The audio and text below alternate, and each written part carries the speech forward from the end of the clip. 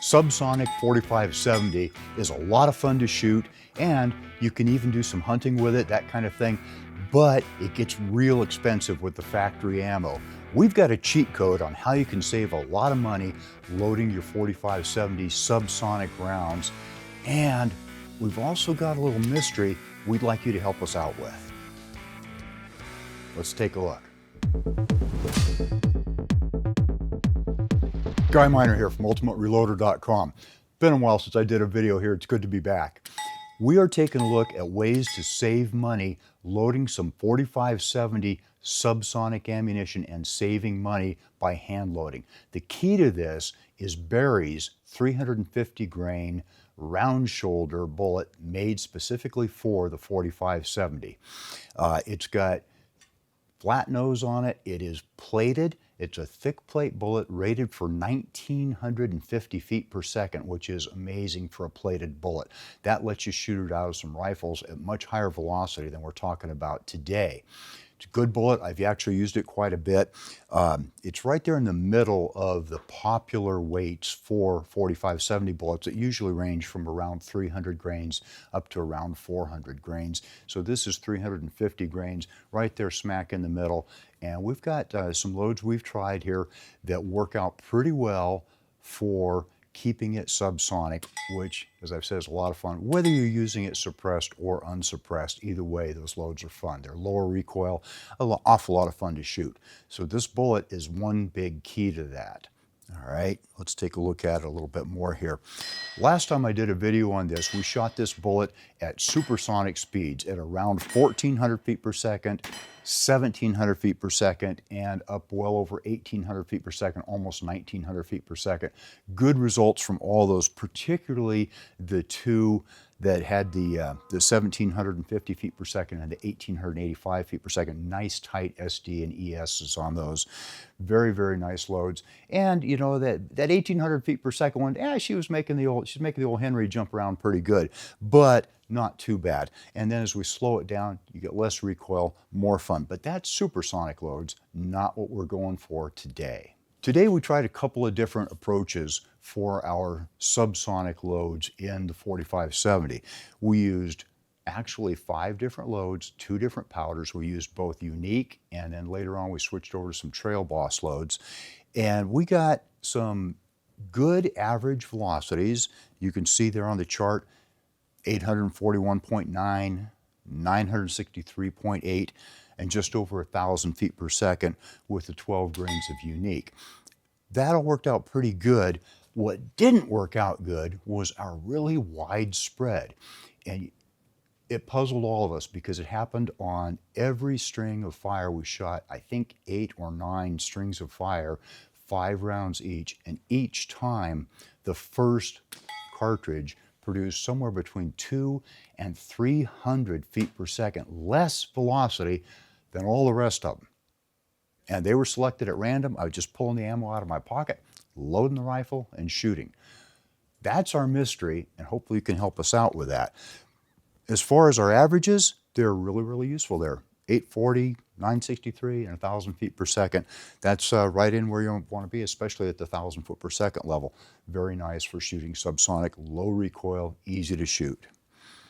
Switched over to Trail Boss, which of course is hard to get. I understand that.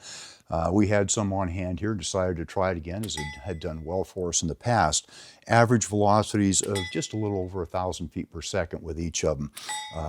1,036.7 and 1,055.2. But again, those huge extreme spreads and SD figures, which is not something we like to see, and almost all of that was between the first shot and the second shot.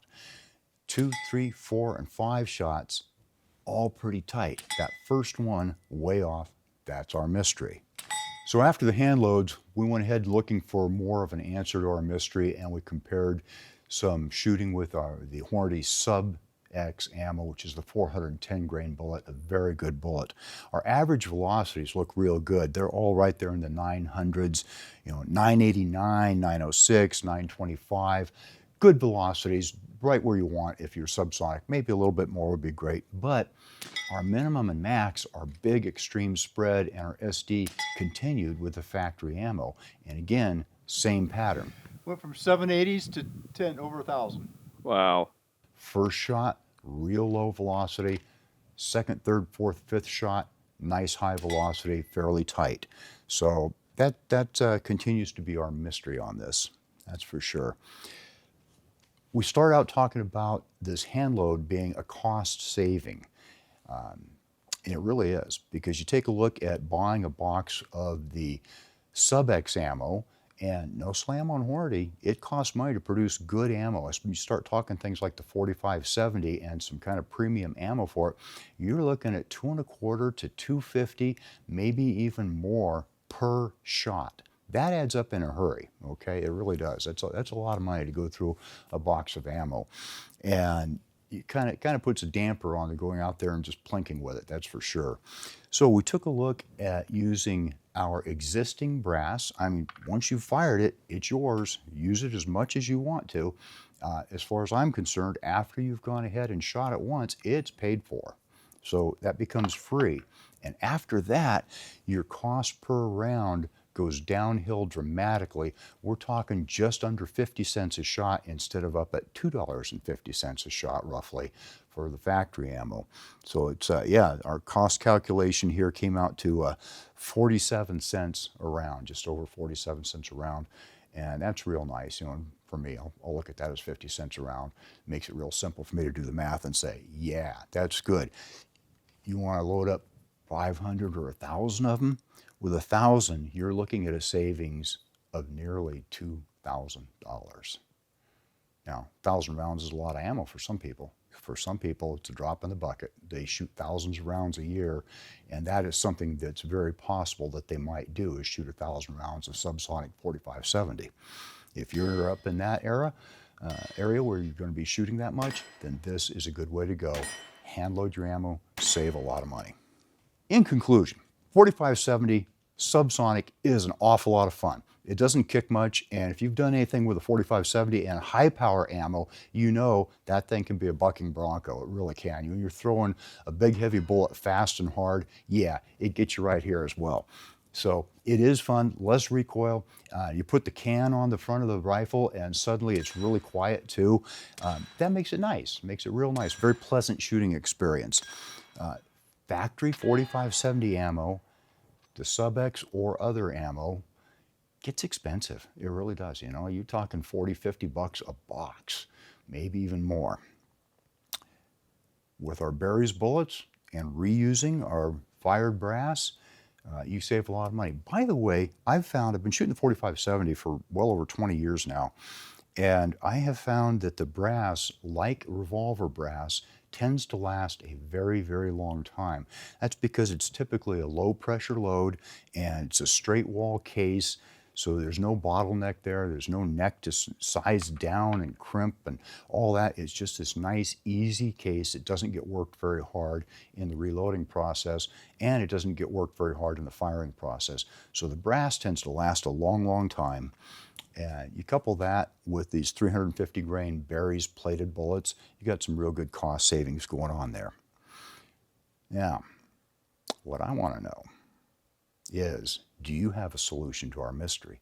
Why, with I think 9 strings of fire, was our first shot always between 200 and 300 feet per second lower than all the rest of our shots? We tried a few different things. Maybe you've got the answer.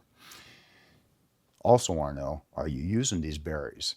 And how are they working out for you? You getting some good groups with them? Having some fun shooting them? Drop a comment and we'll have a discussion. That means it's time to wrap this up. I hope you enjoyed this video. If you're watching Ultimate Reloader on TV and want to take advantage of free resources, exclusives, and hot deals, just hold your camera phone up to the QR code, tap on the link, fill out the information, boom, you're getting Ultimate Reloader emails. Don't forget to like and subscribe. Also, we're on Facebook, YouTube, Rumble, where we've got unrestricted content, and Instagram. Make sure to follow us on all those channels. Ultimate Reloader also has a commercial solutions division serving law enforcement, the military, and the gun industry. We have some unique capabilities, including a comprehensive suite of recoil testing and evaluation capabilities, trigger profiling, and more. Thanks again for watching.